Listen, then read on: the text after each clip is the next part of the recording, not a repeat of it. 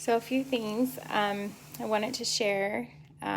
This was super touching. Erin and her kids, my nieces and nephew came, and this is what they were holding in the foyer down in the lobby of the hotel today. And yesterday, when I first got back from surgery, and just made my day. And cute little Brinley, she was just as teary-eyed as I was, and she was just so sweet.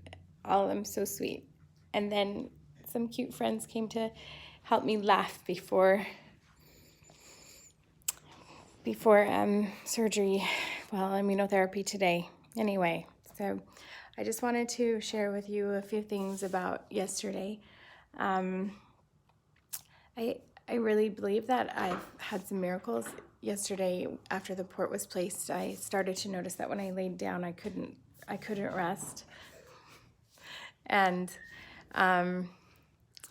because my heart was pulsing into my ears and through the back of my head and in my tummy, and no matter what I did, I couldn't get it to calm down. That was like laying down. So when I sat up, it was a little bit better, but then I started tracking it because I remembered that I have a Fitbit, and so my Fitbit could let me know what was going on. And I noticed that it was, well, actually I forgot that at first. We called the number on the discharge papers, and she was like, oh, I wouldn't mess with your heart, go into the ER. And that's not something I wanted to do, to go sit in the ER for 4 hours. So I had Darren come back from his meetings, and he was just like, okay, what are we going to do? We should probably just call Dr. Fredline's office. And so we did. We called Fredline's office, and she seemed worried, asked lots of questions, and then she wanted to talk to him. And that's when we started tracking it. And I also called my friend Ashley, and she was, she told me a few things it could be. And at first I just thought it was like a tachycardia at rest. And I know that's probably not normal. So she was worried it was too deep, and then she asked maybe if it was an arrhythmia. And once I started tracking, while I was talking to her, it would get up to like it was sitting at 103, and then it would just like keep climbing to 115, and then it would dip back down, and it was just one number after another. And that went on for about 4.5 hours. And the office did call us back and said, hey, if it gets above 120, you probably need to get to the ER.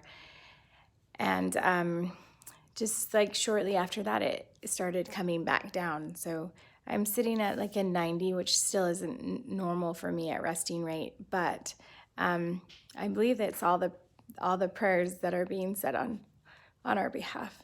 And don't listen to this part. Nobody. But I'm going to share something very gross, maybe. I don't know. Just part of my reality. But since I don't have a colon, I don't have normal bowel movements. I haven't since 2001. And one of the biggest worries has been the fact that diarrhea is a side effect when I already have diarrhea. So that has been a topic of concern.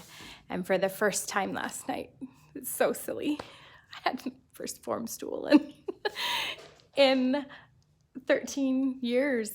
And I know that's because people are praying for me, and I can feel the strength of heaven.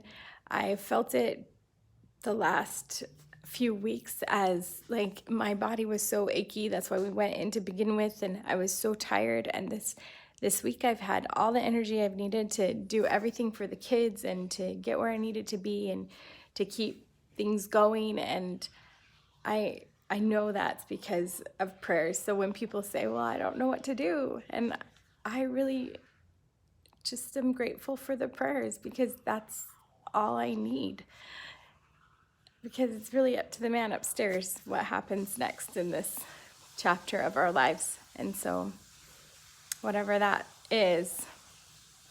And I just have to say thank you to friends who came to visit yesterday, who helped me laugh and keep laughing so that I can have that kind of therapy to help me through today and through the next few weeks, months, years, whatever that looks like.